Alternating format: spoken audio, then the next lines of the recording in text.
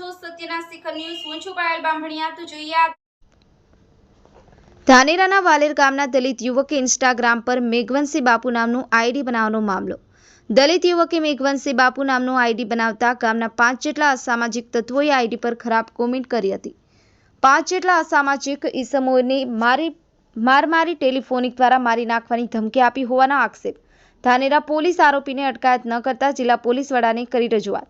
વાલેરથી 50થી વધુ લોકોએ આવા સામાજિક તત્વોને ઝડપી કાયદેસરની કાર્યવાહી કરવા જિલ્લા પોલીસ વડાને કરી રજૂઆત।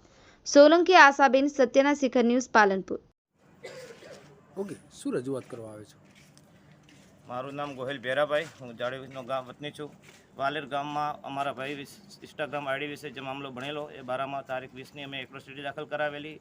એ બદલ આજ દિવસ સુધી આરોપીઓની ધરપકડ પણ થઈ નથી અને એના પછી પણ આરોપીઓ બધા કોમેન્ટમાં ગાળો બોલે છે, કોમેન્ટમાં જાતિ અપમાનિત શબ્દો પણ બોલે છે।